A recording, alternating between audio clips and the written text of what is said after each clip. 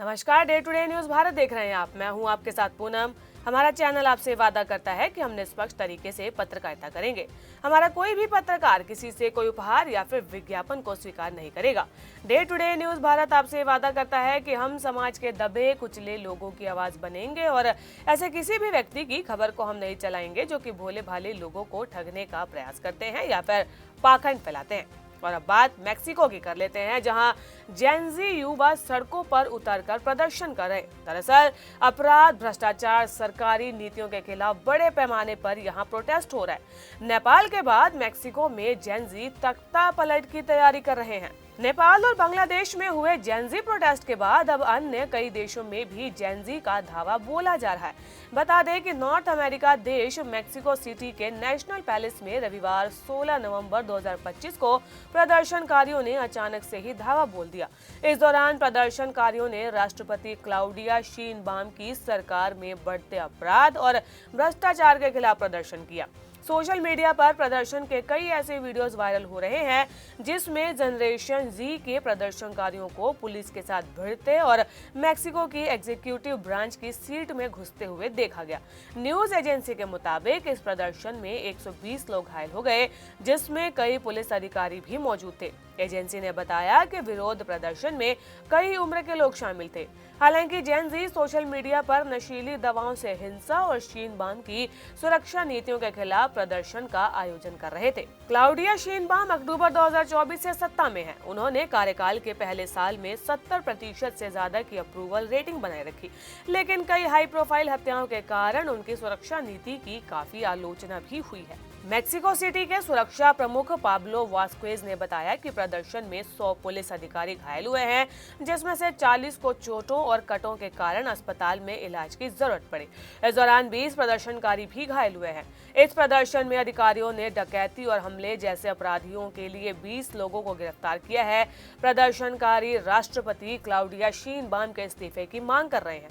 बता दें कि इससे पहले राष्ट्रपति शीनबाम को लेकर एक विवाद भी सामने आया था। इसमें एक शख्स ने उन्हें एक जानबूझकर टच करने की कोशिश की थी। हालांकि सही वक्त पर राष्ट्रपति के सुरक्षा कर्मियों ने शख्स को तुरंत पीछे खींच लिया। बाद में उस व्यक्ति को गिरफ्तार कर लिया गया था। इस विरोध में जेनजी जापानी कॉमिक्स वन पीस के कैरेक्टर लूफी को अपना प्रतीक बना रहे हैं। प्रदर्शनकारियों के हाथ में खोपड़ी वाली टोपी का निशान देखा जा रहा है, जो कि लूफी की ही पहचान है। एक छात्र नेता लियोनार्डो मुनियोस का कहना है कि लूफी जो है जगह जगह जाकर भ्रष्ट और तानाशाही शासकों से जनता को आजाद कराता है। वहां पर भी यही हालात हैं। अब और खामोश नहीं रहेंगे। छात्रों का कहना है कि हम इस बात से थक चुके हैं कि मौत और भ्रष्टाचार को सामान्य बना दिया गया है। हमारी पीढ़ी खामोश नहीं रहेगी। सरकार को जनता से डरना चाहिए, ना कि जनता को सरकार से। वन पीस जापान की एक मशहूर कॉमिक्स और एनिमे सीरीज है। इसकी कहानी समुद्री डाकुओं यानी कि पायरेट्स पर आधारित है, जो कि आजादी, दोस्ती और न्याय के लिए लड़ते हैं। ये सीरीज पूरी दुनिया में युवाओं के बीच में बेहद लोकप्रिय है और जहां भी जेनजी का प्रोटेस्ट हो रहा है, इस सीरीज का एक कैरेक्टर देखने को मिल रहा है, जो कि अब आम बात हो गई है। मैक्सिको में लंबे समय से इकोनॉमिक संकट है, जिसके नतीजे में बेरोजगारी भी काफी बढ़ी है।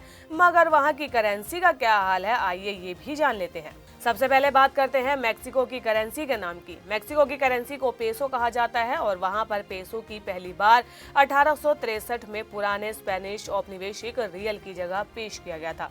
मैक्सिकन पेसो को 100 सेंटोवोस में डिवाइड किया जाता है।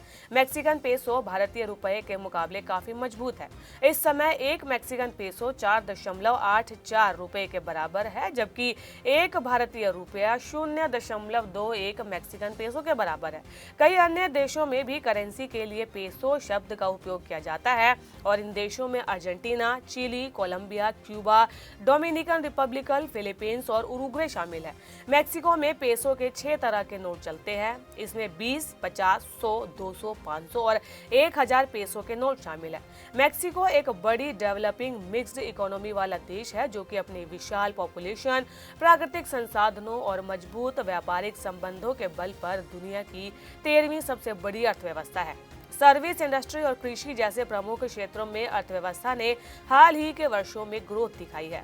हालांकि इसने अपनी क्षमता की तुलना में धीमी ग्रोथ के दौर भी देखे हैं और अब जिस तरीके से यहाँ पर प्रोटेस्ट चल रहे हैं, इसकी इकोनॉमी पर असर भी जरूर पड़ेगा। दुनिया में जिस तरीके से जेन ज़ीज़ अपने ही देश में प्रदर्शन कर रहे हैं और सरकार का तख्ता पलट कर रहे हैं, ये अपने आप में वाकई में बड़ा सवाल है कि क्या वे अपनी सरकार के कारनामे से थक चुके हैं।